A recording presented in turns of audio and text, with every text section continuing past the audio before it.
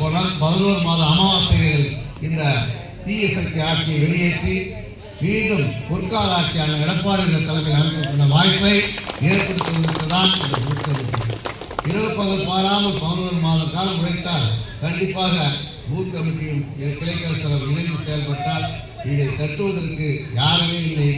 எந்த விதத்திலும் இதை நம்ம அசைக்கு கூட பார்க்க முடியாத ஏற்கனவே 2 முறை நான் எம்எல்ஏ ஆண்டுக்கு அதிகமான வாக்குகளை பெற்று தந்ததால் நம்முடைய சார்லஸ் ஊராட்சி சம்பந்தப்பட்ட ஊராட்சி 500 பேர் நிற்க சொன்னால் 2000 பேர் நிற்க வைப்பார்.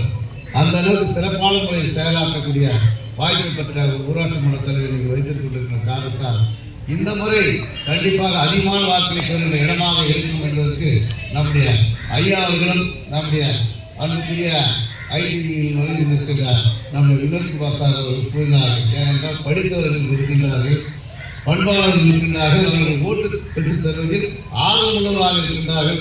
அதே போல சகோதர சகோதரிகள் இருக்கின்றீர்கள்.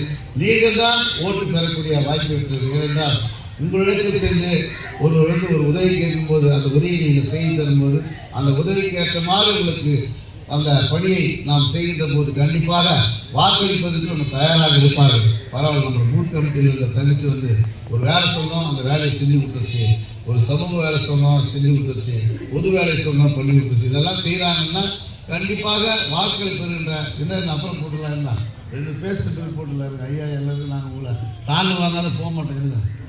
அதனால் கண்டிப்பாக இந்த மாதிரி சமூக வேலை செய்தல் நம்ம ஆர்வமுள்ளவராக இருக்கும்போது தான் நமக்கு ஓட்டு கிடைக்கின்ற வாய்ப்பு இருக்கும்.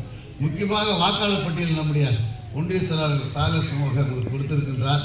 அதை நீங்கள் சரிபார்க்க வேண்டும். ஏன்னா இருக்கிற நம்ம ஓட்டு நல்ல ஒருத்தர் வேலை செய்கிறாருன்னா இப்போ தேவதானத்தில் இருக்கிறவங்களோ அன்பம்பட்டில் இருக்கிறவங்களோ சார்லஸ் இருக்காருன்னா சார்லஸ் பெரிய எடுத்துருவாங்க.